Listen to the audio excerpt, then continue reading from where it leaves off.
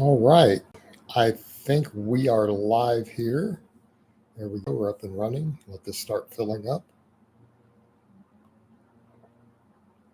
I did this one unannounced, like 11:20 in the morning, because I found that when I announce them versus not announcing them, doesn't really seem to impact the number of people who show up. It seems to be about the same no matter what, and they all get views afterwards. So I notice if I just start one, they start trickling in no matter what. Eric Fit, what's up, man? Longtime follower. Well, what's up? I'm doing a live stream and decided to just do one a little earlier today. I'm caught up with all my client work. I actually have 6 client vlogs made that I've uploaded that haven't gone public yet. I have 3 people coming in for client vlogs in the next week, as far as clients who want to do vlogs. Jax has come back. Can we not talk about stupid ass goofy troll YouTubers? So let's stick to strength and conditioning, right? I run a serious strength and conditioning channel. I don't even follow other YouTube. Let's not talk about these clowns. Okay, they're not relevant. Last time I checked, Big Lenny doesn't compete in any strength sports, anyways. So, in any event, went back into my calorie deficit today. People who saw Instagram saw what I'm eating. I stayed on low carb through my vacation, but I ate a lot of calories. And I still haven't dropped the post weigh-in weight that I put back on, right? I went all the way up to 220 after making weight. And now I've got to bring that back down because the goal is to get back down to about 200 and sitting down in the low, close to 200 most of the time. Coach, would you say the monolith is worth the money for squats and bench? I don't know about for squats. I like it for the benching. I like it for benching because you're going to get a lift off in competition anyways. But even the USPA, you have to walk it out, right? We didn't use monoliths at the Texas State Championship a couple weeks ago. We didn't use them. What's the quickest way I could squat 405 at sub 190 body weight, get stronger, get your quads, glutes, and adductors bigger? That's it.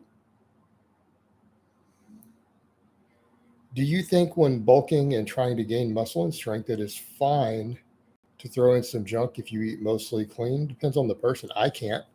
I'll blow up to 300 pounds because for me, junk food makes me hungry. So if I'm trying to eat 5,000 calories and I throw in some junk food, I'll eat 7,000. So I have to bulk super clean. So it depends on the person's appetite. I would say from a health perspective, I don't know that you should be throwing junk in a calorie surplus. I mean, we could argue that may not be ideal. Any advice for dietetics and training/diet? That's such a vague question. No, watch my channel. That would be, and then come up with a specific question. So 200 is your weight class. I compete in the 90 kg, so 198. The records I just broke, the Texas State records, were in 198 Masters 2. And if you watch the Instagram, I showed you guys the weigh-in stuff, and then I made weight, and then I was back up to 220 before the meet even started. Hey, Jason, any benefits from close chain exercises over open chain exercises, especially for pushing? For example, on push-ups, I feel I can grind better than on benching. Is it just technique? Well, why do you need to grind? I don't understand why you think there's a need to grind at all. Tension's tension. Generally speaking, most benefits are going to come from using exercises that use the most muscle. And that's going to be your big barbell movements and calisthenic movements. Right? Those are your best exercises. If you're doing anything smaller, it needs to be specifically for weak point training, and you need to watch things like inflammation. That's the reason so many guys can't get big or strong, by the way. They spend way too much time doing smaller movements instead of just doing a nice, correctly programmed amount of big exercises. And if your biceps are lagging, do some curls, right? It's that simple. I'm trying to get my friend Dom to watch your channel. What do I got to tell him to get him interested? Tell him if he doesn't want to be a weak pussy to watch my channel. Hey, Jason, could a buffalo bar replace a straight bar for squats if it feels more comfortable and I don't compete? Thanks. Yeah, I think that would be reasonable. If someone wanted to try the 3-2-1 version of 5-3-1 you've started, when should we increase our training max? You need to be very, very careful with that. I'm going to have to actually write up a system for that, TO, because people are going to want to bump those training maxes too quickly and they're going to start missing lifts. Like if you ever get to a point to where on a system like that, would you go to do 100% of your training max on the third week of the wave and it feels really heavy, you done fucked up. It shouldn't be a true max ever. So you're going to have to gauge it by feel or gauge it by the plus reps on the final week. One of my Orc Warriors asked, what's the minimum effective volume barring the data that you have seen with your clients and yourself? 5 sets a week. Right? 5 sets a week for a muscle group is minimum effective volume. And that's what the research has shown. And I mean, quite frankly, I've seen guys making enormous gains on 10 sets a week. Enormous gains. I mean, I've gotten guys to 500 squats. I've gotten guys past, who were sub 300 benchers up to 315 plus, literally doing 10 sets. That's it. I've done it with clients. So I've come to realize more and more your minimum effective is about 5 or 6. And quite frankly, I don't know that there's a real benefit for 90% of people to ever go beyond 10 to 12 sets. I don't think the evidence is actually there to support it as far as actual clinical data on non-novice lifters. We don't have evidence to support that going more than 10 to 12 sets causes any muscle growth.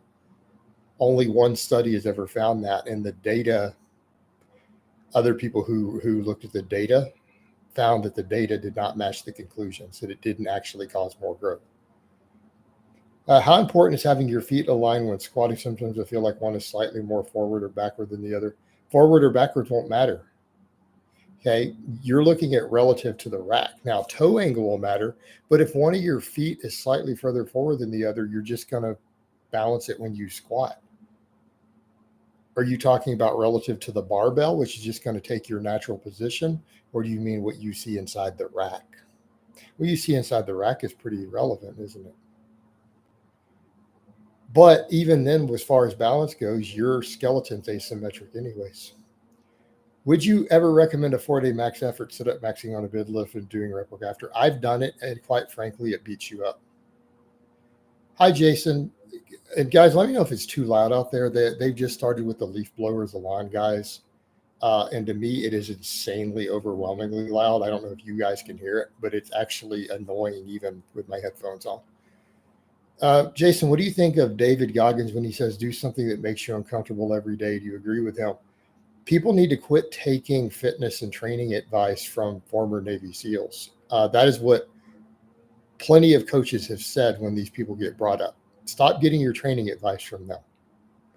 All they're going to do is get you hurt. And those guys have a track record of completely destroying their bodies and being borderline crippled.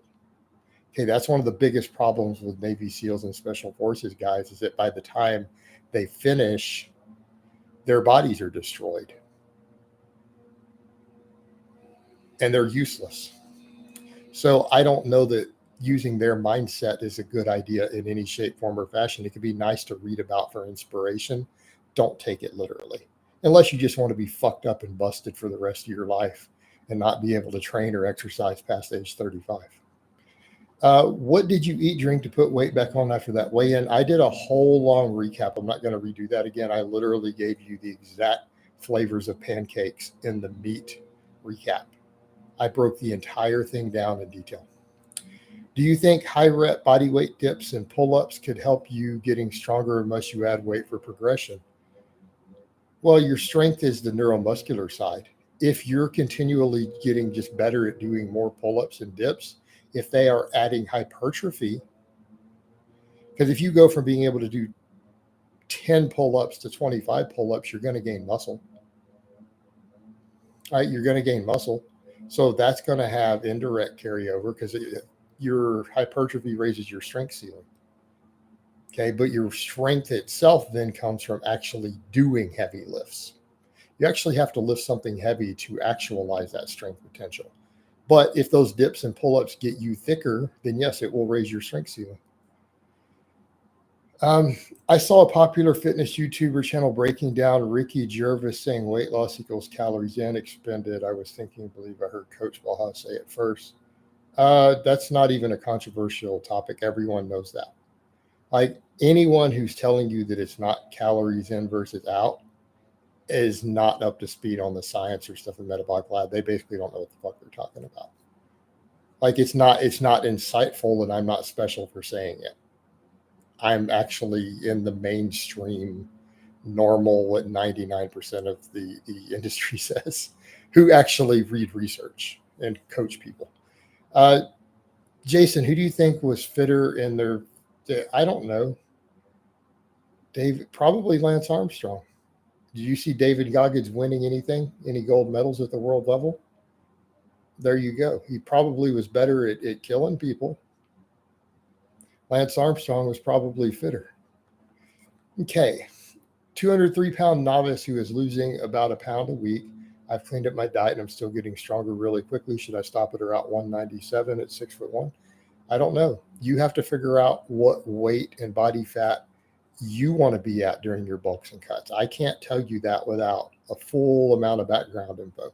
That's kind of like the sort of thing you do a consultation with me on. Coach, what are your thoughts on DeFranco's West Side for Skinny Bastards? His most recent version, he uses plyometrics and jumps on the lower days instead of speed work.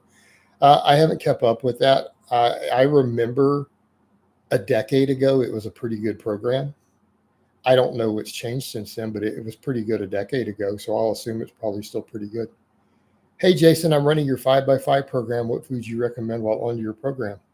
I don't recommend specific foods. Plenty of animal source protein, plenty of vegetables, and figure out what sort of diet method you want to use. What are your thoughts on Penn and Anderson squats? I'm not a big fan other than ME work for conjugate of any of those things. Can you drink beer with usual meal prep? I need to cut back, but can you drink and keep it? Alcohol is a poison. It will hurt your gains in your health no matter how small amount you drink. Okay. You accept that. If you decide you want to drink beer, accept that it's going to have a negative effect on your health and recovery. It's a choice you make. Is it worth it to you? I'm not going to break down why. I've already explained why I did 5-3-1. I'm not even doing true 5-3-1 anymore. I've explained that in the vlogs in vast detail. I don't want to waste live streams discussing stuff I've discussed 50 times in vlogs. Just packed about 60 pounds of groceries home. Count as GPP. I'm going with yes. One of my orc warriors. Follow up on the volume question. How come so much YouTubers push high volume training? Aren't they shooting themselves in the foot by getting clients to work more than they need to? Yeah, but they don't know any better. Benny, you're under the assumption that they actually know how to coach or train. If they don't know any better because they're not good coaches and they're not up to speed on the research and what the best coaches in the world do, you can't expect them to know that they're wrong and doing stupid shit. They probably legitimately think that they're giving good advice. So yes, they're shooting themselves in the foot, but if they get a big enough following, they keep clients no matter what. I mean, I know tons of people who hired some of these other guys who got terrible results, and yet these people still have 6-figure incomes from clients. Jason, what's your thoughts on this new OnlyFans site? I've never been to OnlyFans. I don't know. I've never actually seen OnlyFans. I thought it was just a meme where people talk about women showing their buttholes for money or something. I've never actually seen it, and I'm only vaguely aware that it exists outside of memes. Just like things like Tinder, I've never actually seen what Tinder looks like. I don't know. It's just a thing that people talk about online.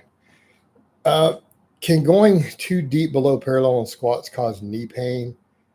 Only if your volumes are too high or you have weak hamstrings. Probably for most people, not a problem. I'd be more worried about stress on your lumbar. Weight loss. There's been a ton of clickbait for magic secrets like intermittent fasting macros rather than calorie deficit. Well, here's the thing. I'm using intermittent fasting and keto right now. Do you know why? It helps me maintain a calorie deficit better. The problem is that it's not that these things don't work. It's that they highlight them something magical beyond their ability to control calories more tightly. A lot of these tools are amazing tools for keeping your appetite under control, right? They're great tools for that. And a lot of times people can do them without counting calories and still lose weight and body fat because they help you restrict calories. So as long as you understand the mechanisms, you're good. I'm prescribed a lower protein diet by my dietitian due to issues with gout. They say no more than 135 grams of 220, about 20% body fat. Will this diet prevent me from putting on strength and muscle? Will it prevent you? No. Will it slightly limit you? Yes. You're probably going to make a little less progress. It's not going to stop you completely. One of my orc warriors, I fall asleep easily, but have issues falling back asleep after I use the restroom in the middle of the night. I try to expose myself to minimal light and get back to bed ASAP. Well, that just happens. I do the same thing, but I go back to sleep. Are you enjoying these live streams? I really like that you added them to your YouTube schedule. Tons of beneficial information packed into an hour. Yeah, I like them. They've been enjoyable, and the audience seems to like them. And my subscribers have been climbing since I started doing them on top of it. What are your thoughts on taking mass gainers as a skinny kid? Mass gainers are a waste of money. Buy real food. Like, I'm going to ask you a question, Jaden. Have you ever seen anyone in the United States of America who struggles to gain weight? Okay. Imagine how good of con artists the supplement industry is that they successfully sell weight gainers in America. Everybody's fat. No one has trouble gaining weight. We have access to plenty of calories. They're just selling you overpriced junk food and sugar in a container. You eat some peanut butter. I don't want to talk about the silly Eddie Hall fight. I didn't watch it. I don't care. They're not real boxers. I would rather watch them deadlift. Coach, if someone is in a fire academy and doing a ton of cardio and GPP, could they just max on the big 3 lifts once a week, have no recovery room for any volume lifting? No, you don't need to max. You need to program your big 3 lifts and come in and do real strength work. You don't want to come in and max on them, right? But you're going to need some sort of minimalist programming on them to do heavy work, okay, if you want to maximize your strength. Would you say closed grip incline bench press is a good 2 birds, 1 stone for chest development and triceps? No. The incline bench can't build your chest as much as a flat bench can. It's a great front delt exercise, and it's a good chest exercise, particularly upper chest, but it builds less pecs than the bench press does. That's not my opinion. That's what the data shows. Jason, is it okay to replace vegetables with orange juice? For overall health, no. If you're a struggling hard gainer who can't get calories in, yes. And I've had clients who needed to do that, who just couldn't eat enough food to gain weight, but they were eating way too many vegetables. Replaces it with orange juice, problem solved, as they learn to get higher food volumes in. The problem is that a lot of hard gainers are not really hard gainers. They just try to eat too clean without enough fat in their diet, too much fiber, then wonder why they follow a weight loss type diet and then wonder why they struggle to put on weight. We know frequency doesn't matter as much when weekly volume is matched, but doesn't once a week frequency mean contests, DOMs? No, I don't get DOMs at all. All right, I'm going to have to scroll down, guys. You guys are burying me with the questions. We get down to ones I can actually finish. I see so many people at the gym who don't know how to train and are weak, yet they're very muscular. You think it could mean they're juicing? Well, it just means they're lean. Muscular means you have a low body fat. And maybe they look big up top because they do arms and delts, but their overall size is lacking. Like they don't have a back. They don't have legs. I mean, there's a couple of little trendy people on YouTube who are like that. They've got a little bit of bicep and delt, but they don't look like they've trained their chest or their back in their entire life, or their legs. You know, like that Ether kid, whatever. That guy doesn't look like he's ever done a row or a bench press in his life. He looks like he's done curls and lateral raises and nothing else. And he clearly doesn't train legs, but you know, he looks muscular. On bench today, I was able to do 1 set of 285 for 2 grinding out the second. The pain in my biceps was bad. I dropped to 275. Okay, why are you grinding them out? You have an overuse problem. You need to get your programming dialed back in. Okay, you're grinding out a double. You have pain in the biceps. This tells you you've got an overuse and recovery issue. Fix your programming and your fatigue management.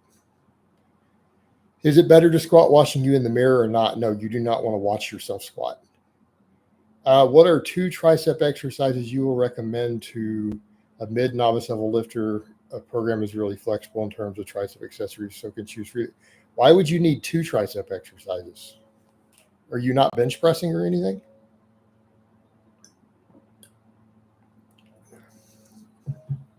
What do you mean? Do some type of extension. Do one that doesn't hurt your elbows.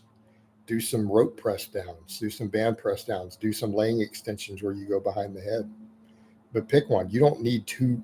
You don't ever need 2 smaller exercises for a muscle. I don't care how lagging it is. There's no biomechanical reason for that. You just need one. But if you want one easy, do some rope press downs. There you go. After you bench. Have you ever had an accident while training that caused an injury? Drop a dumbbell on your bare foot, came close to a fracture, just badly abused. You're wearing steel cap toe shoes. No, just don't be clumsy. I've never had that sort of problem. Grip the weights tighter. Be more careful. No, steel toe. You don't need steel-toed boots in the gym. I mean, you could, but it seems a little excessive. I don't want to answer questions about stalkers because I've dealt with serious real-life stalkers, and even the FBI had to get involved at one point. It got that bad. Yeah, it got that bad. I don't want to talk about stalkers, especially me being a YouTuber. I try not to think about it anymore if I can avoid it. Hey, Jason, I am enjoying the client vlogs. The suggestion would be maybe a 12-week recap per client to see how they've progressed in terms of strength, what you've learned, lessons. Well, I don't think we need to do all that, Cliff. I can just flow with the vlogs and just kind of discuss the stuff as we go, you know. And the problem is a lot of the clients don't do a 12-week consistent vlog. A lot of them don't get to that point. You know, Emma and some of the others do, but a lot of my guys, they do 4 or 5 vlogs and they drop from the vlogs. And I feel like I can cover the lessons in the individual ones. And if a person really likes that person's vlog, I've noticed that people have favorites and they have just 1 or 2 of the client vlogs they follow and they ignore the rest. And if they're following that one and they care, they'll stay caught up on it. Any tips for an athlete dealing with hip impingement without having a lot more info? Not really. Not really, because I'd need to know what's going on. And I would almost want to see what your physical therapist says. First time I caught you live. Hi, Jason. Hello, Matthew. One of my ERK warriors. I heard a soldier this morning say that you reach your peak at 25 and it's all downhill afters. Why do people hold on to such beliefs? I don't know why people hold on to that, because people get beat up and they hurt themselves. I think I'm doing pretty good for 45. Successfully competing in powerlifting. I do conditioning work every day, put up some pretty big numbers. All right. And I'm 20 years past that. This channel is a great source of information for hypertrophy. Okay. Michael, are you trying to make a joke about that weirdo who got banned for kiddie porn on his channel, who made a bunch of videos about me that everyone told me about? Because that's what it looks like you're doing, because of the way you capitalize that. So you're probably going to get banned in a minute.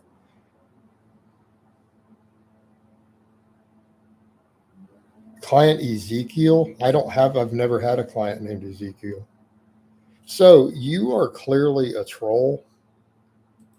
Yeah, you're definitely a troll. So you're gone.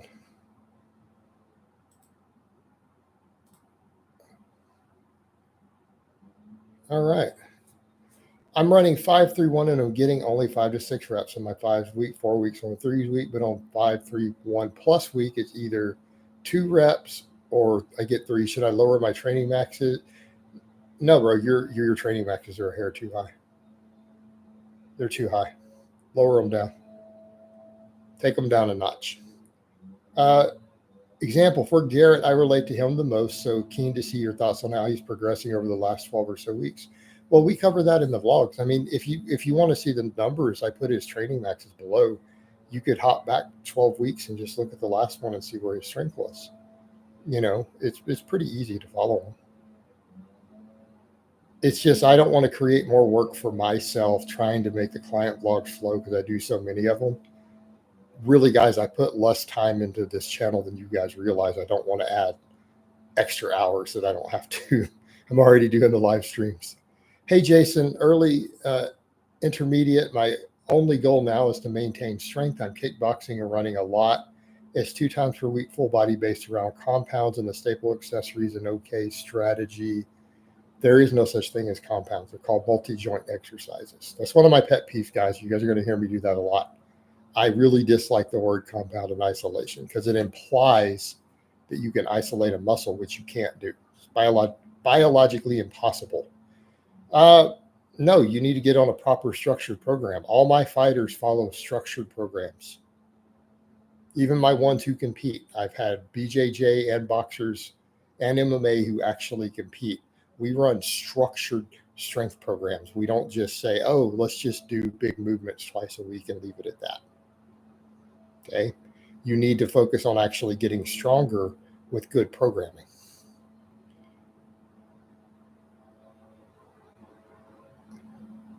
What are your thoughts on heavy weighted back raises? They work. I don't necessarily do that lift because I have access to a lot of other equipment, but they work. And I know plenty of people who have good luck doing them. I totally agree that the age of athletic peak is dependent on how beat up you've been over the years. If you're smart, if you're in your prime for a very long time, I agree with that.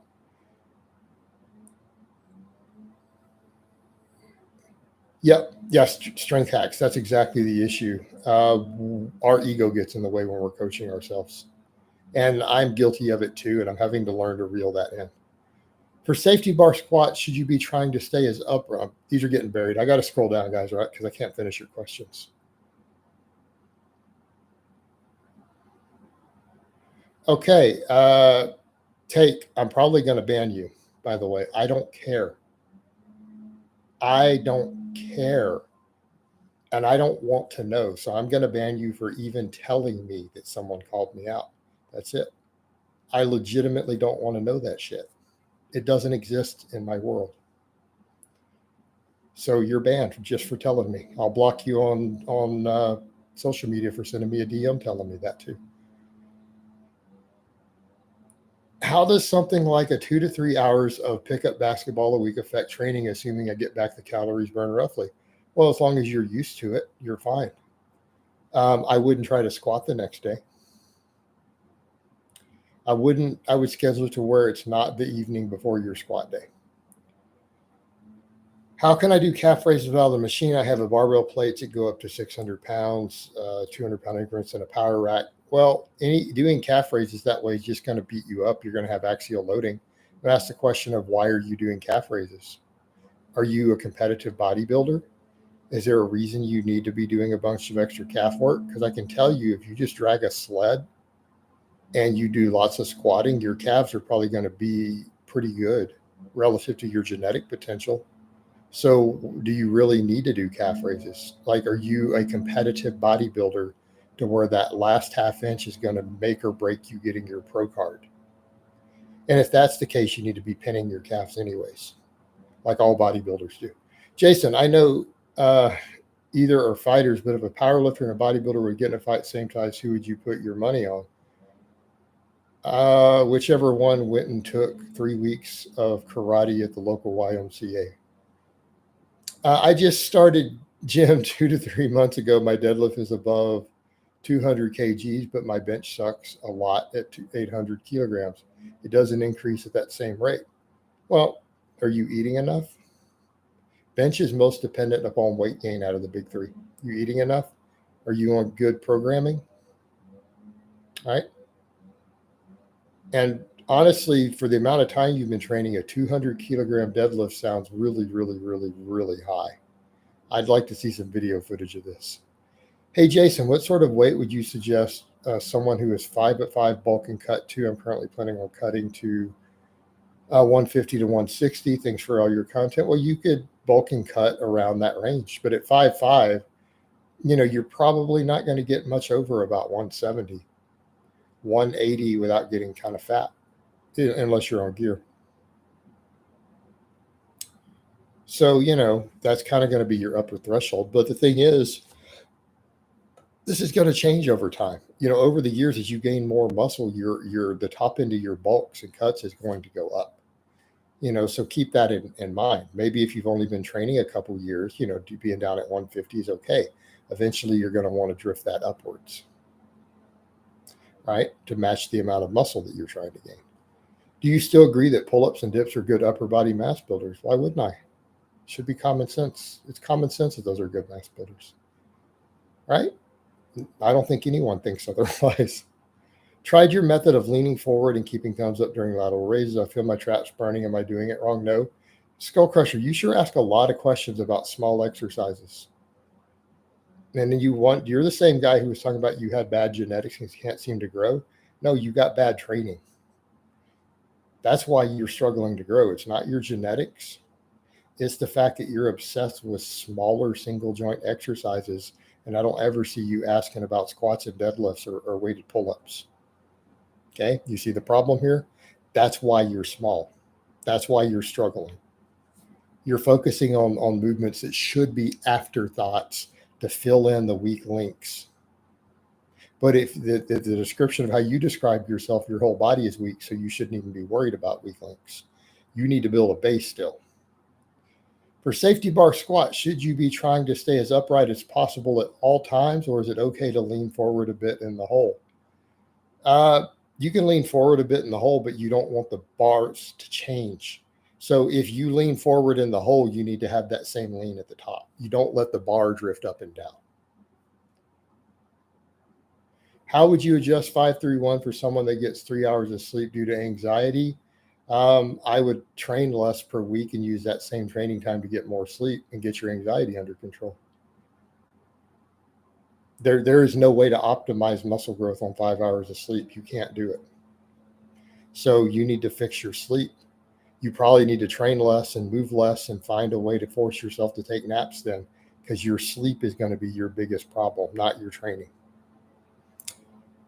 Could you run 5-3-1 as opposed to pull legs? Basically, more or less what I do. That's what Isaac does. So some of my clients do. Watch the vlogs, Joe. Even though I'm kind of changing the rep ranges around, that's pretty much what we do. Squat, bench, deadlift. Not really push, pull legs, but that is, because squat day is a leg day. Bench press day is a push day. And deadlift day is a pull day. How do you know how much volume is ideal for you? Does it differ a lot from person to person? How much you can tolerate is not the same as what's ideal. Okay, I would say, again, we come back over, probably for 90% of people, your sweet spot's probably going to be about 10 to 12 sets per week. Okay, that's probably going to be your sweet spot. And unless you have a real reason to go outside of that, you need to seriously think through, is there a reason you even need to? Because if you're going higher and you think you might get more growth, keep in mind it's only going to be a half an ounce of muscle in a year extra growth if it actually gives you more. So, again, you've got to put it in context. Office job, desk, treadmill, walking 6+ miles a day, extremely low intensity cardio going to hinder recovery much? No, it might help your recovery. Might help it. All right, same guy asked about eating. I don't eat that much, 50 to 60 grams of protein. Also, I can't go to the gym more than like 3 to 4 days. I can't recover properly. All right, you're not eating enough. That's why your bench sucks. That's what we already know. There's your solution. And what do you mean more than 3 to 4 days? How many days a week do you see my clients training in their vlogs? 3 to 4.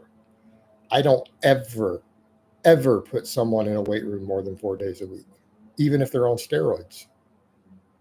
So why would you need more than that? You're telling me that you're normal and that you're telling me that you don't eat enough. You need to eat more. I know you won't go back to go Bulgarian, but looking back, was it the best decision to do? I don't understand. What do you mean the best decision? It was a learning experience, but I would never do it again. Your opinions on Sarms, just overpriced, underperforming PDs. Okay, quick cliffs on Sarms. The exact same side effects of oral steroids. Less gains, but they cost more. In other words, the only benefit you get is that they're quasi-legal, depending on where you live, but you're going to pay 5 times what they're worth. And they're going to produce slightly less results with the same side effects. And Cliff, by the way, people who always say stuff like, oh, well, steroids have high side effects, most of them actually don't. Most of them don't. Like even very high doses of testosterone, if you just eat a good diet, doesn't even have real side effects. Like you might not get a single side effect at all if your diet's clean. Like nothing. Other than your dick gets hard a lot more often. And my body weight, yeah, bro, that's your problem. Get your body weight up. That's why. No, you don't want to bulk up. If you wanted to bulk up, you would eat more. You clearly don't want it. You're saying you want something, but you're clearly not willing to do it. Therefore, you don't really want it. You think it would be a nice idea. I was messed with this as a child too when I was going to the Jehovah's Witness by a family friend. Do you think that's why we take to lifting so we can become bigger and stronger because we feel weak? And this is one of my orc warriors, heroin junkie to lifting junkie. Actually, I had a chat with a guy at the powerlifting meet, one of the other masters lifters who's part of a program that was originally for vets with PTSD to get under a barbell, but then they started including other people because they started realizing that most people who are serious lifters, particularly people who compete in powerlifting, have almost always suffered some sort of trauma. And it doesn't matter what that trauma is, the response is the same. Even he had said the same thing, whether it was childhood abuse, someone being sexually assaulted, PTSD from the military, the brain has the same response to all of it. The brain has the same response to all of it. And what he and all his people have consistently found is that getting under a really heavy barbell is absurdly therapeutic for people who've experienced real trauma, right? Not fake trauma people talk about online. They were offended by something. I mean, real trauma, right? Like you and I went through, as an example, or, again, those other examples of people with PTSD, that's real trauma. But yes, a barbell is very therapeutic for that. And I think that's one of the things that even George Lehman had said the same thing. You've seen Ripto said the same thing. Elite strength athletes usually have something very broken with us, right? Because a normal person doesn't get up one day and say, hey, I want to get under a really heavy barbell that's so heavy that it hurts and makes me feel like I'm going to die and squatting. And I'm going to do it every week for 10 years straight. Okay. There almost has to be something that causes you to want to do that. Hey, Jason, your old video UK times on dumbbell bench has improved my chest development so much. It's funny, sad how wrong 99% of gym bros do this exercise and don't get the one main benefit, the stretch reflex. No, you're right. They take this wonderful exercise, the dumbbell bench, that it gives you this phenomenal stretch reflex, and they don't even get the stretch reflex because they half rep it. How long do people typically PR on 531? No, you always scale back the maxes. Like there is no, you're asking a question that's, how long is a piece of string? How long do people keep PRing? Well, in theory, indefinitely, but eventually you do have to scale back sometimes. And the longer we train, those things slow down. And if we're not continually bulking, they slow down because we're going to have to stop bulking at some point and cut, or we're all going to end up at 300 pounds. So those things are factors also, right? That will prevent you from PRing all the time as well. When you finally say, hey, I'm going to have to trim some of the fluff off. Well, you're not going to be hitting PRs anymore for a while, right? And we accept that. So again, PRs slow down with the more muscle you have, the PRs slow down as food intake scales down.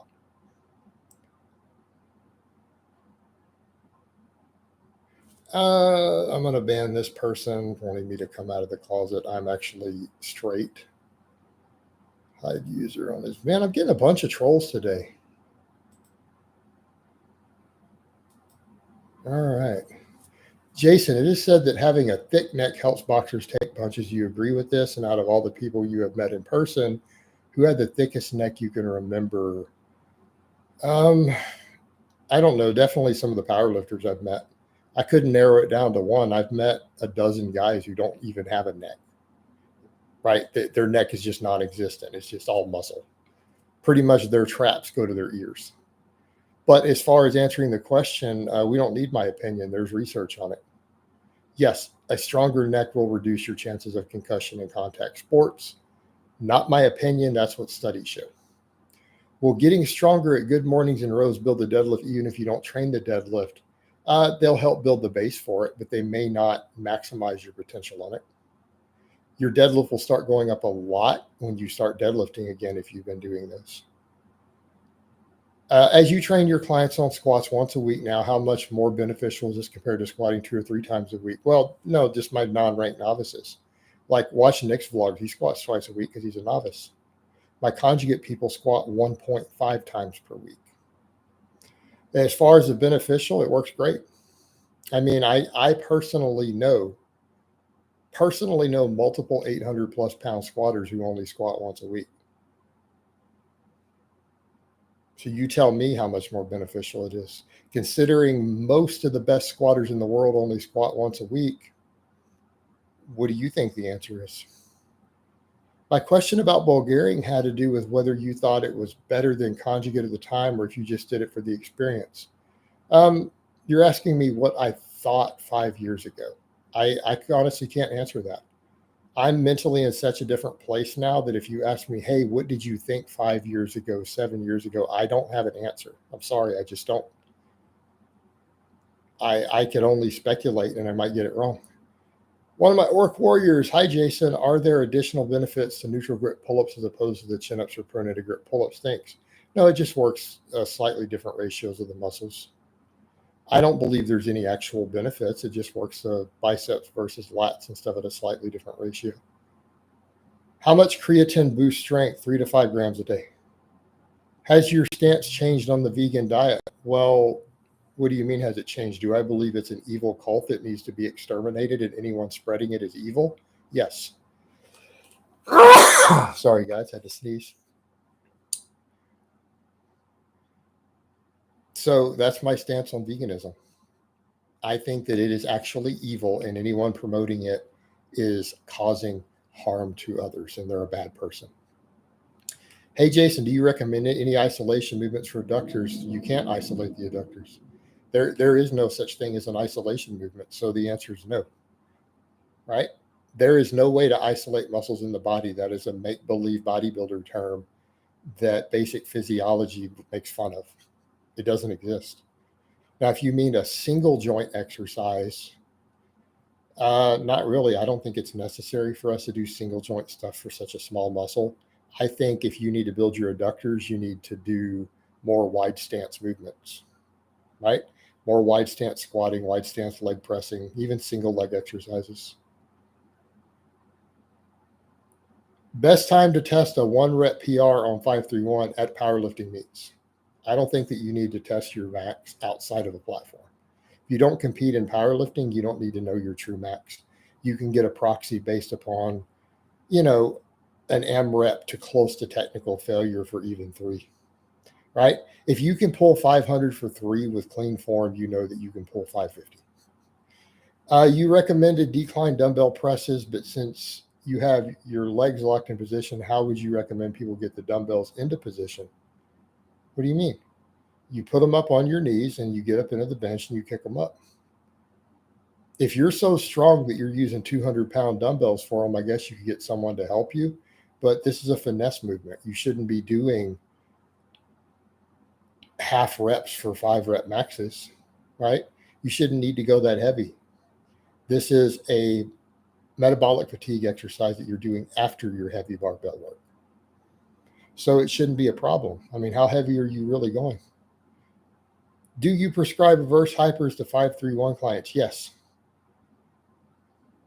Why do a lot of your clients do a lot more pull-ups and less rows? In the past, you were very pro row over pull-ups because they do a lot of volume deadlifts, which gives us the extra trap benefits that we would get, right? Our upper back is covered from the deadlifting. Therefore, I'm not as worried about the extra trap development we get from the rows. And the wider grip pull-ups will work the rear delts and mid traps and lower traps and everything very, very effectively, right? And they put us in traction. So they're good for recovery. Are you a Christian? Yes, I became a born-again Christian 4 years ago. I respect that. Thanks for all the good answers. I've got to go to BJJ now. Have a good rest of your day. You too, brother. Have fun rolling. All right, one of my orc warriors. Do people ever get caught getting PD sent to their homes? I've never heard about it. I only heard about manufacturers getting hot. I've known of it. It's made the news a couple times, but quite frankly, that's very, very, very rare. It almost never happens. How long do you think I can milk out a 5x5 linear periodization? I'm on a cut because I need to overweight. I'm not even going to read the rest of your question. That's like asking how long is a piece of string. I have no way to assess that, and neither do you. Do it and find out. You'll know when you get there. And here's the thing. Why worry about things that you can't control? Things that you don't have an answer to and you don't have control over, don't worry about them. When you get there, you get there. And then when you've milked it out, switch to a non-LP program. Start researching them ahead of time. Have one picked so that you can be ready to do it, because it might happen 2 weeks from now. It might happen 6 months from now. Just be ready. What's your opinion on a 12-inch pad versus a 14-inch pad for benches, and who do you recommend for each? I don't think that you need to play with pad size, because at the end of the day, how is our bench tested? It's tested on a meet legal bench. And it doesn't matter if on a different size pad you can bench 10,000 pounds, or 5,000 kilos if you can only bench 300 on the other pad. It's kind of irrelevant, isn't it? Because if you want to know what your actual strength is, you need to be in a controlled environment where your strength is paired to other people using the same equipment and at similar rules. Otherwise, you have no comparison to actually know how strong you are. This is why we standardize everything in strength sports, so that there's no question as to who's stronger. But I don't think that you need to play around with pads. I don't think it's that big of a deal. I don't bother. Do you still need leg curls if you already do 5x10 deadlifts and 5x10 good mornings in a week? That's a nuanced question. Maybe. Keep in mind, a lot of leg curl machines are very poorly developed and they don't do what you need them to do. But it depends on what's going on with your hamstrings. All right, depends on, are you trying to work all three heads, or are you just worried about overall development? So, and do you need to worry about the other head? Is it a major injury risk factor for you personally? What do you compete in? What's your sport? Jason, I get ugly stretch marks from heavy lifting. Any way to prevent it? No idea, brother. I've never heard anyone find a solution. Wear it as battle scars. I am able to do around a 495 deadlift for 12 to 15 reps, right about there with me. But my max is around 605, maybe a little more, potentially like 625. Is that strange at all? No, that's pretty close. The 15, like if you're doing 5 plates for 15, I would expect more than that. But if you're doing it for, 11 or 12, that's actually about right. Pretty close. Pretty close. And again, I'm assuming you're doing full resets. If it's touch and go, that like 12 reps doesn't matter. It's really a 5 rep max. Hey, I've been running your Ice Cream Fitness 2.0 program for the past 4 months. I've been looking at a conjugate lately. It seems kind of complicated. Is there a spreadsheet I could follow? Currently to 650 total. I've got videos on sample things, or you need to read the West Side stuff. Or I would say if it's too complicated and you don't have the equipment buy-in, just run something like 531, right? You'll be fine. It's less complicated. I've been following your ice cream program somewhat. I'm trying to hit a 500 deadlift. How much do you charge? Joanne, message me on the Facebook page. I link it underneath every single video. It will be in the description of any one of my videos on my channel. I charge $250 a month to coach. I'm taking clients back on now that I'm done with vacation. So hit me up and then I'll walk you through the application process. Jason, speaking of thick necks, Eddie Hall, would you say he's up there, or have you met people with thicker necks than him? No, I mean, he's definitely up there. When I say guys with no necks, they're about like Eddie. Congrats from Bulgaria. Well, thank you. I got a lot of Eastern European followers, probably because I'm Slavic. They see the last name, they're like, one of us. Any reason why you put even your novice clients on 531 rather than your novice? Because those novice programs are cookie cutter programs. I've made multiple videos on that. I can customize programming for clients. I don't have to put them on a cookie cutter template. Technically, they're not even on 531 because I don't run the cookie cutter template. I customize it.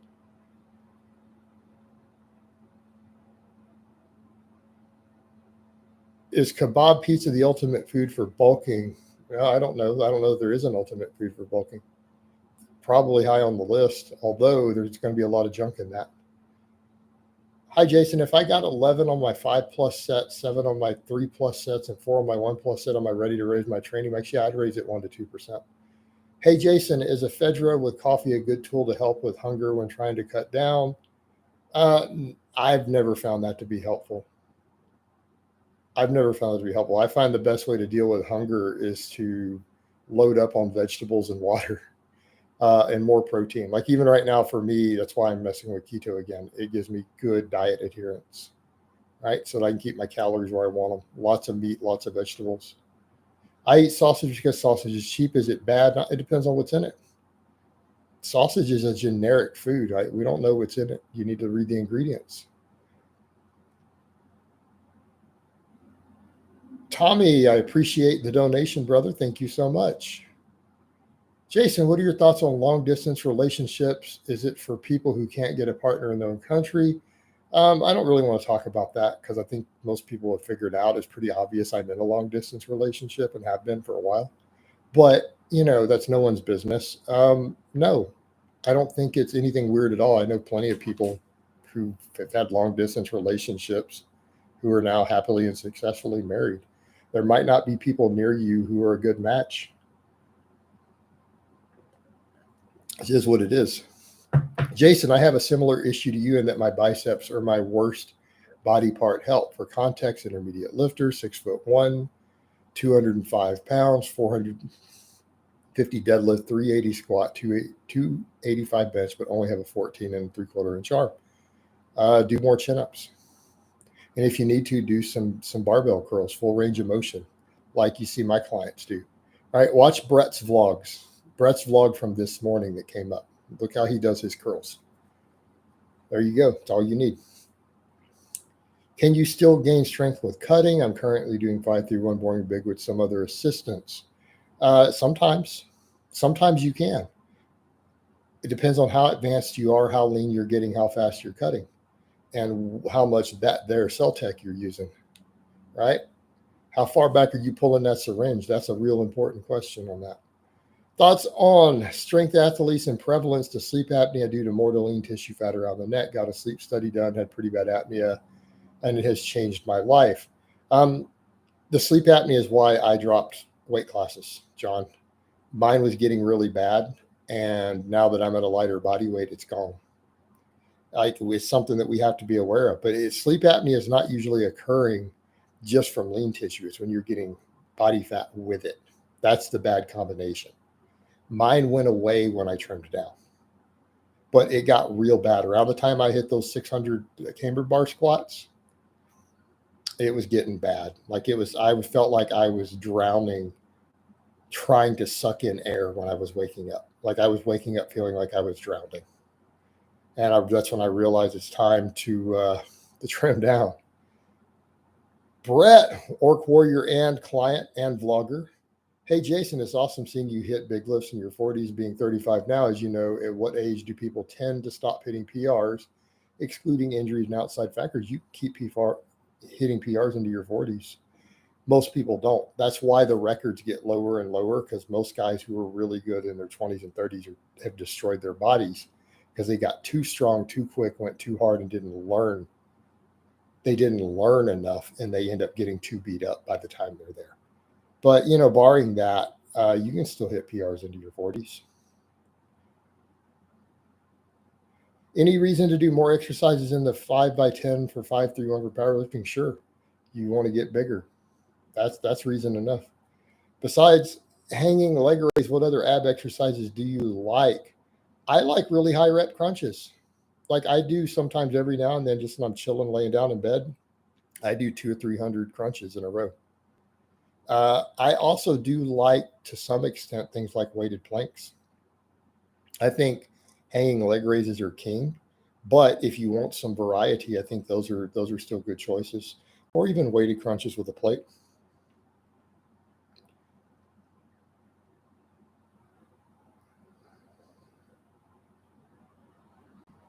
All right. Yeah, I don't want to keep answering questions about long distance relationships, bro. Sorry. This is a strength and fitness channel. What are the best exercises for lateral and rear delts? Well, do you even need to hit those? Are they a weak point for you? If they're not, then pull-ups and rows should do everything that you need. Barring that, probably upright rows, bent over, or reverse flies with the dumbbells, maybe lateral raises. Is pausing for a long time at the bottom of the bench a bad thing? I have a bad habit of doing this. No, it's not going to hurt your gains at all. In fact, at this last meet, they made me pause for 3 seconds. 3 full seconds they made me pause on my bench press. So it's not a bad idea to get some practice. Thoughts on using drugs like, I don't know what any of those are. Sorry, dude. I doubt they work. Why don't you try eating more vegetables and drinking more water to reduce your appetite? Trainer in my area claims you shouldn't bulk because studies confirm that you can build muscle and lose body fat at the same time. It says Jeremy Ears and 90 limited for, oh my God, this guy is a clown. Yeah, he's a clown. No good expert agrees with him. Jason, is it physically possible for someone to have a 10-pack abdominals? I guess if they have extra tendons that run across, then yes, because you only have one abdominal. The reason it separates into different abs is tendons that run across it. So if they're born with extra tendons across there, it could in theory be possible, but it's a mutation.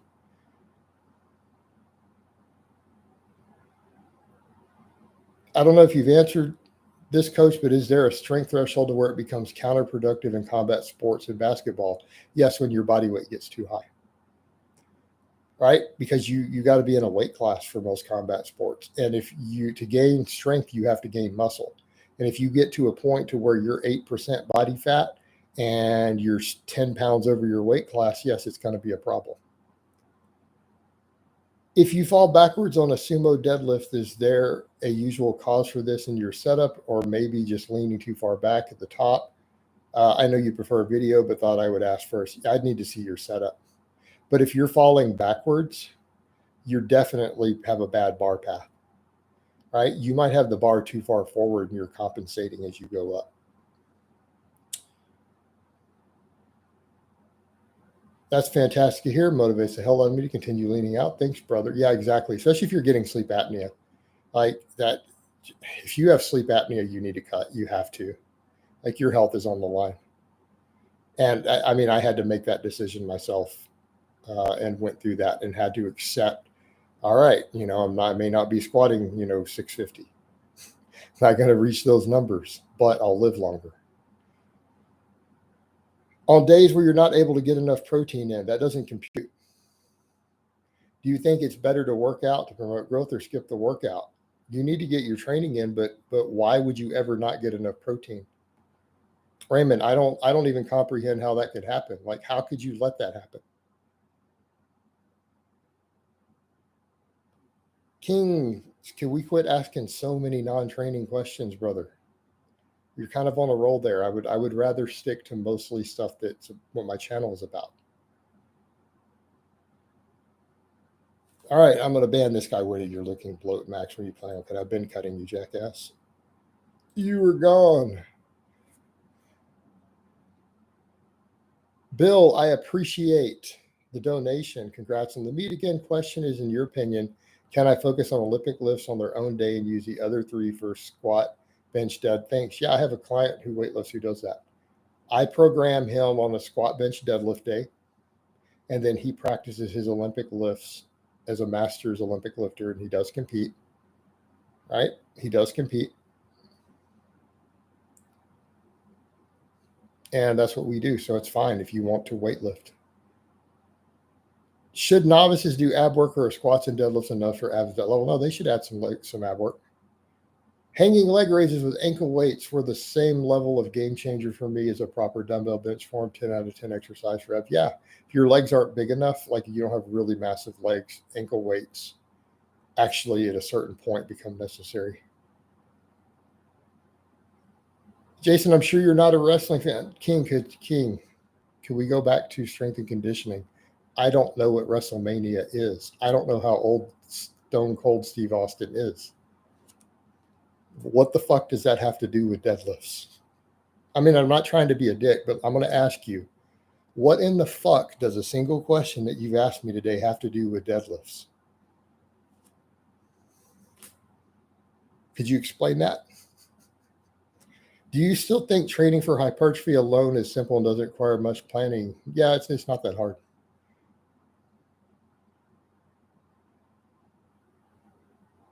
What do you think about building a deadlift with accessories like hip thrust, weighted back extension, or other leg work?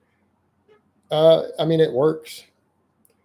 And you need some accessory work usually past a certain point to build a deadlift, especially to fill in the weak links, right? Definitely some value, but at the end of the day, your deadlift is going to be at its best when you are actually pulling. Those movements will build the foundation for a big deadlift, right? They build the foundation, but your deadlift itself is going to be the highest when you've started, when you're doing more deadlifting. But they'll build the base to build a monstrous deadlift. Thanks for all the free info. Heck, we probably also need the tough love. Yeah, I find most lifters do. A lot of my clients need a lot of tough love. And that's what I've said in some of these before. I'm kind of an asshole because I have to be. I have to be. And a lot of my clients require it for them to be their best. I have to give them tough love. And it's not because I'm a mean person. It's because that is what's required to get people results. And a lot of the people I give advice to, even through here, if I don't give them tough love, they're going to just fuck around. One of my orc warriors, is there any value in direct hip flexor work? For most people, probably not. Again, if you pick the right movements and adjust your movements to work that area more, you'll get the development you want. Jason, dead hang chin-ups are a staple in my routine. I've managed to get around 35-pound weights plus body weight of 205 for sets of 5, but still got my skinny arms and small biceps. Well, that's not that strong either. Keep working at it. In fact, quit worrying so much about sets of 5. Why don't you get your body weight chin-ups up to 20 reps? Why don't you work on that instead of doing 35 pounds for 5? Get up to where you can do 20 reps with your body weight. You get a lot more out of it. An LA fitness trainer once spotted me on bench and stopped the bar from touching my chest. He said that touching my chest takes tension away from my chest and puts it on her shoulder. I was mad. Yeah, that guy's a clown. LeMay asked, can you run 531 forever? Well, there's literally a book called 531 Forever. Yeah, in theory, you can. You can, absolutely. You run it for years and years on end. Do you still promote fat bar deadlifts? We haven't seen you do them in a while because I don't need the extra grip work. I'm doing all these pull-ups and dead hangs. And if anything, if I want more grip work, I'll flip back over to that fat bar for my pull-ups. But I'm a fan of fat bar work in general for building grip. Absolutely. Lazio, how to grow big forearms. Lots of pulling without straps. Lots of pull-ups. Lots of pull-ups, rows, deadlifts. That'll build your forearms. What would you run if you were strictly training for hypertrophy? I wouldn't. I would vomit and have disgust for myself if I trained only for hypertrophy and didn't care for strength. And I would just quit lifting and I would get depressed and roll over and die. That's what I would run because I don't want to be that person.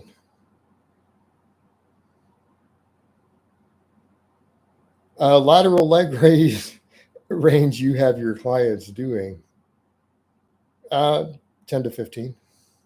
Any thoughts for those who do them? Any tips to focus on yourself when training in a commercial gym? Yeah, block the other stuff out. Quit looking at other people. Focus on your training. Be in the moment. Right? Ignore the other stuff going on around you. Don't watch all the silly nonsense.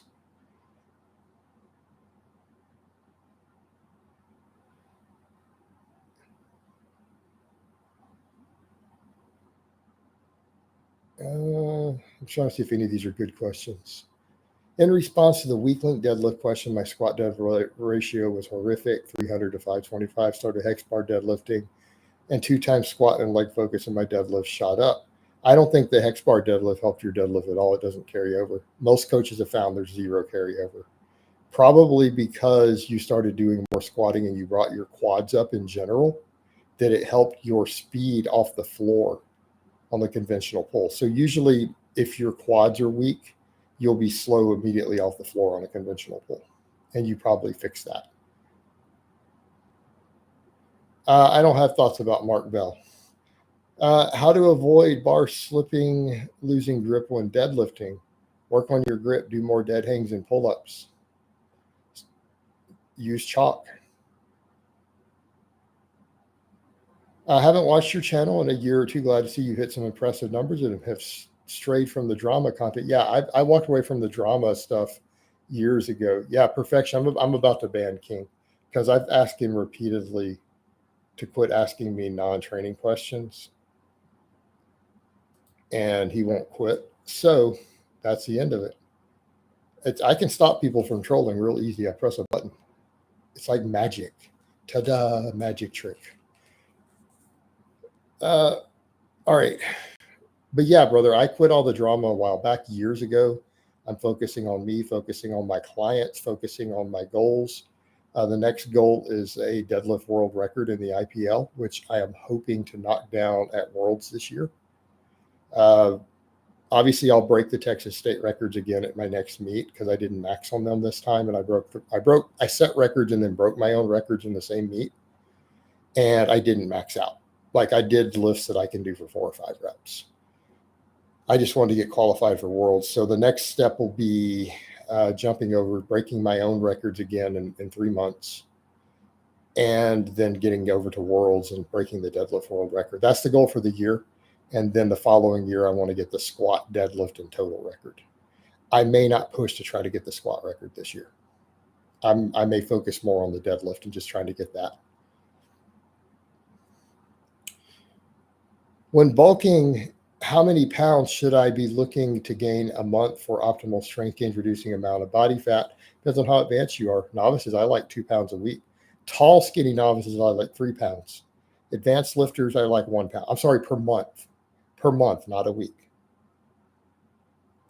John, thank you for the donation. These are great. Please keep doing them. Yeah, I'm going to keep doing them, bro. It's usually if I'm in town and free, I'll do at least 5 of these every week. That's the plan. After how many weeks do you rotate accessories in 5-3-1? There's no rule for that. Whatever you need to avoid overuse, whatever you need to do to address your current weak links. If you see a new weak link coming out, you need to change your accessories the very next day. Right? Should be common sense. If you're getting overuse or inflammation, you need to rotate out that accessory immediately. There's your rules. Are Nordic curls the best exercise for hamstrings? No, Nordic curls suck. You use a glute ham raise. It exists for a reason. It is the best hamstring exercise. With your clients who do care about looking decent, and what body fat percentage do you stop them from bulking further, like 20%? Well, it depends. Look at Isaac. Isaac is probably past 20% now, but he's going to trim back down ripped again. So it's a question of what can they handle right now? Or are they delaying gratification? Right? Are they delaying gratification or not? Because if you want to stay lean year round, you're going to have to accept that your gains are going to be very, very, very, very slow and bad. So you've got to assess it on how heavy you're willing to get and how long you're willing to stay there before you cut back down. So it's not a set number.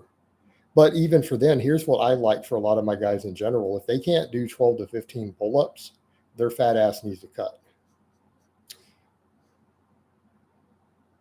How do we determine what our weak link is? Like if the weight is too heavy, I know I just need to get overall stronger, but I can't tell a specific muscle group is a weak link.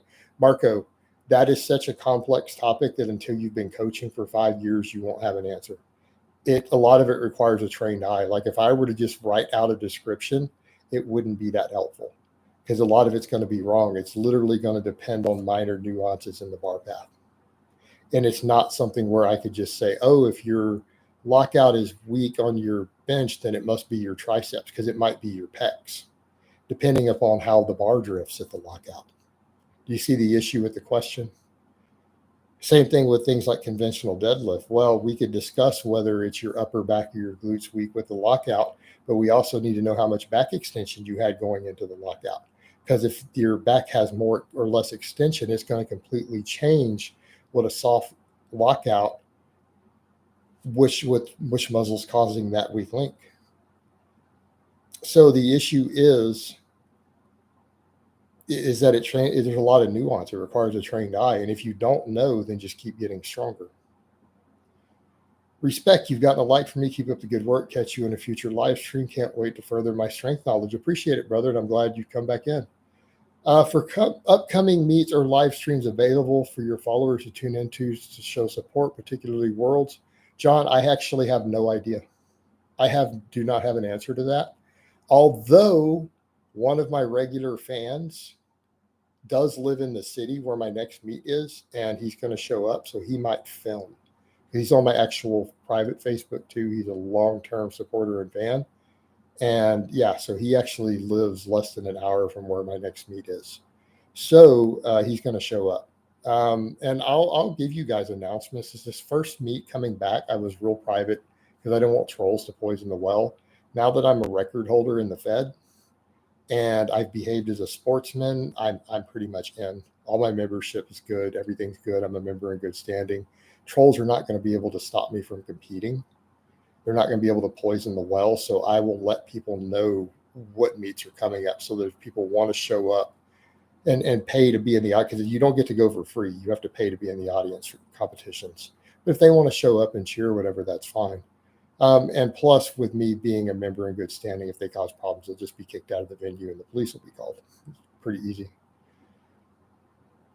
It's just crazy seeing how much you have progressed from your older videos in your 40s. Just want to tell you that you are a big inspiration. Best wishes from Norway. Thank you, brother. And I'm glad to hear that I inspire people. And because I'm trying to focus on being positive these days, knowing that I am doing positive stuff for a lot of you guys who watch, and that I help you, whether it's just inspiration or knowledge. I genuinely appreciate when you guys tell me that. I genuinely do. So I appreciate you letting me know that, and thank you for telling me that.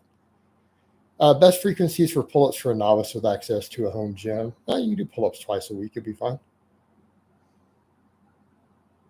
Opinion on 5-3-1 first set, last 5x5 instead of big. I think boring but big is better when cutting.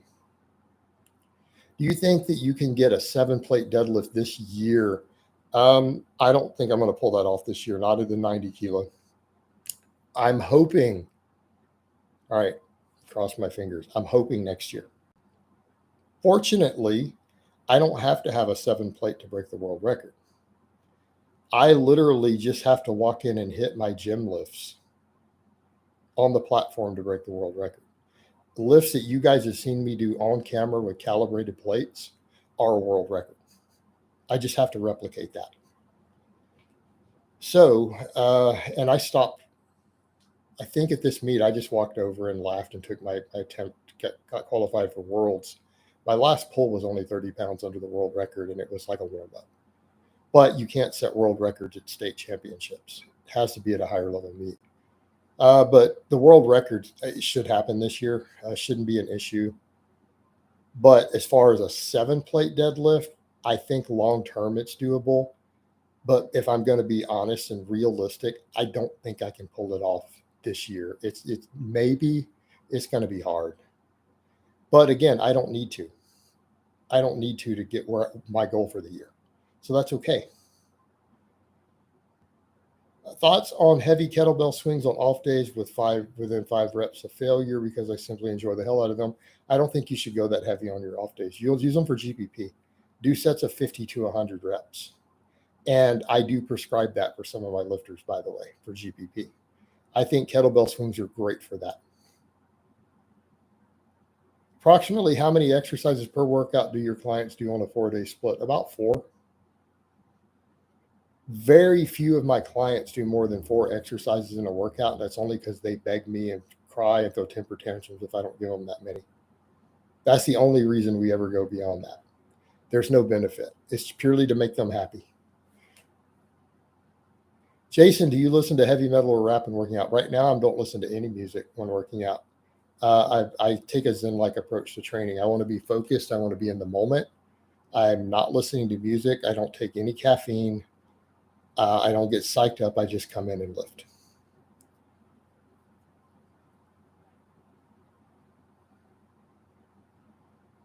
Many years ago, there was a new system that came out called Max Contraction Training by John Little. I bought that book. It was static holds holding a weight at a fixed point. Your views on this is complete garbage. You will lose size and strength if you do it.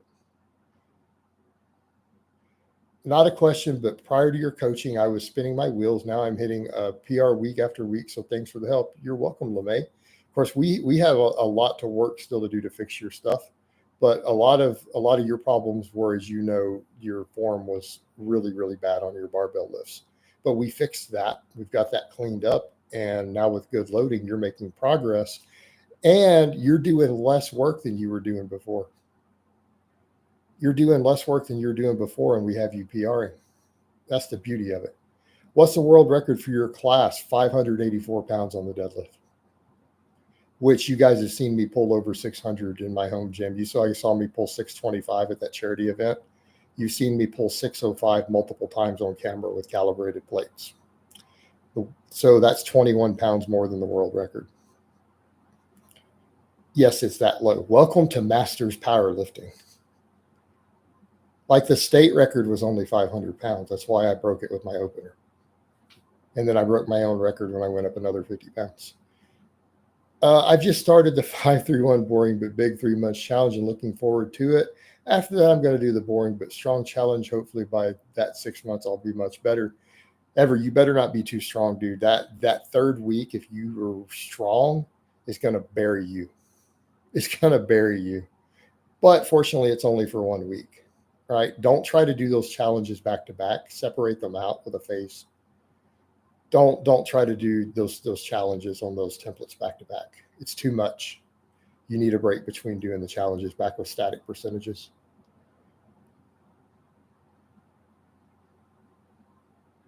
I am young and work in a hospitality in Las Vegas. Had to work 90 hours last week because of March Madness. Didn't work out at all. Would you consider that a deload week, or was it not beneficial for recovery?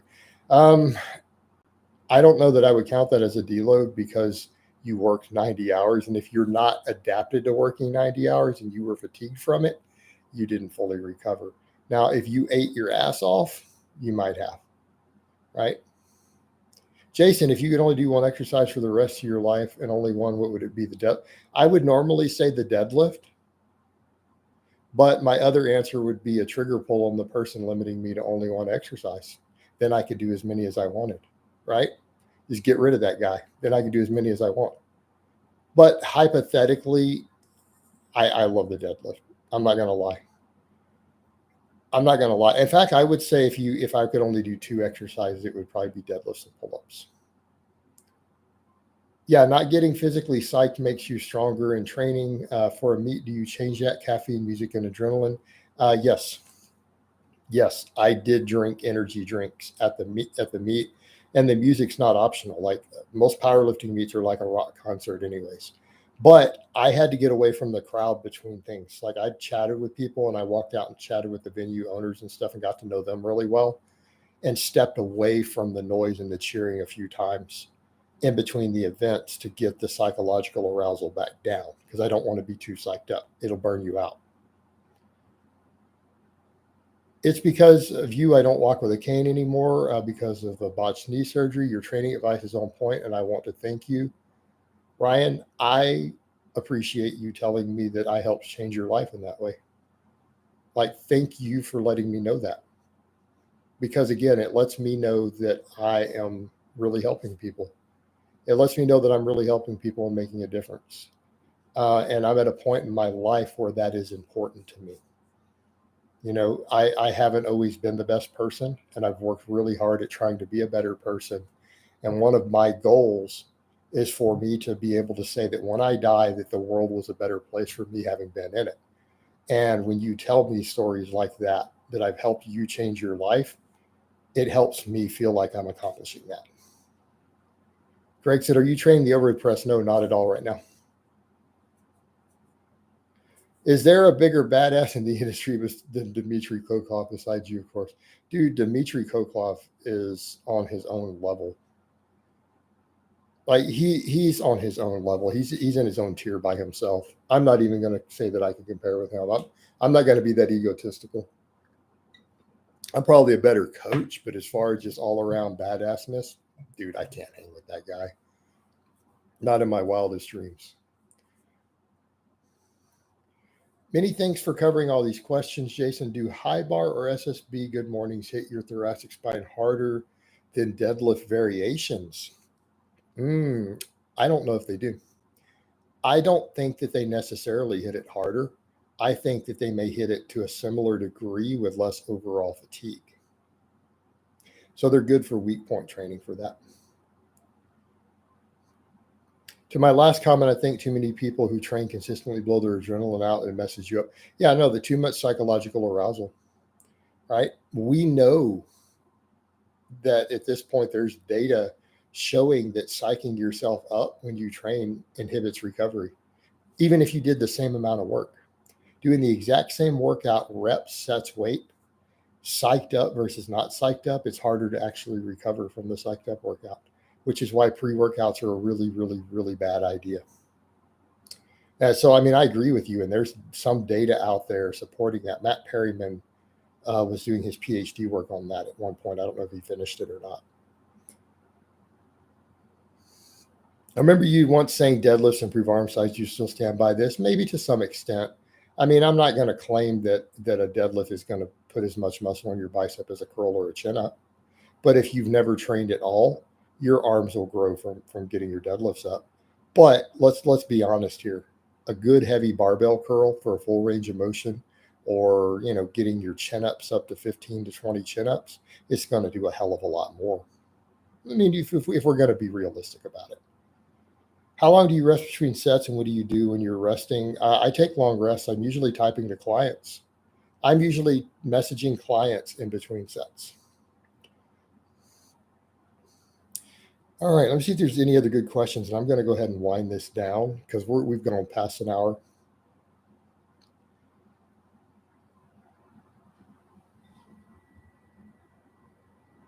Lately, you said that you hate the squat, but I remember you historically seeing the bench was your least favorite. No, it's always been squats been my least favorite. In fact, I think at one time,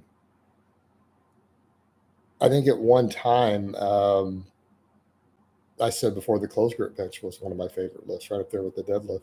And it's because the squat just is so hard. It's that heavy ass weight sitting on top of me, crushing me. It's the reason I don't like it. Avelia, thank you for the donation. Kevin, I'm about to ban you because you know good and well that is not my channel. That's some goofy ass troll who's a fat guy who made a channel. So you're a troll. You're gone. You don't get to post anymore. Bye.